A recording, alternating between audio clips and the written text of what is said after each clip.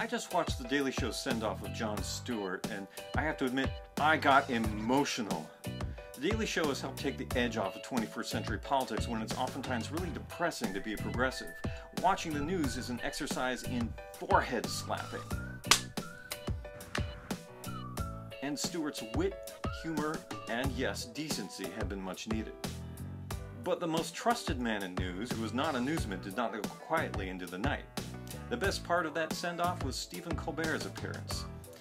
Stewart and Colbert, they have great chemistry, as well as great affection for each other, and it was beautiful watching Colbert go off-script with praise, while Stewart squirmed uncomfortably in his seat. And of course, there were Lord of the Rings jokes to make my little nerd heart go pitter-pat. This is not a eulogy.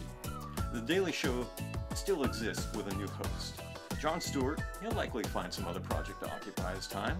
I'm gonna miss his presence on television, but satire and comedy can still be found in abundance. Stewart's final speech on BS and media, though, that still stands.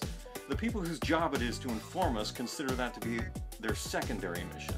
The first mission, of course, is to grab eyeballs, which nets them ratings, which gets them advertising dollars. Keeping viewers means running stories that excite, frighten, or anger them. Keeping the public informed? Well, who cares if the West Coast burns down to the ground? Oh look, a Kardashian! Case in point, we just had our first presidential debate for the Republican nomination of 2016, and it was a murderer's row of unserious candidates led by a vain and incompetent businessman.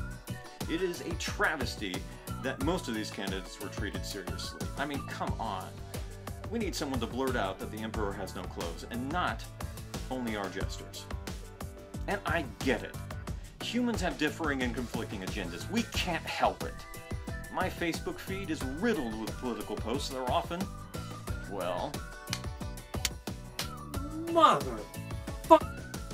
there's so much bad information out there, aided and abetted by an internet that treats the true and the false with equal weight. We need experts for the population at large to help us differentiate between the good and the bad and help us contextualize when things get muddy so we can make decisions that let us prosper, collectively, as a species. And we can't just rely on our comedians to see us through. And now, your moment of Zen.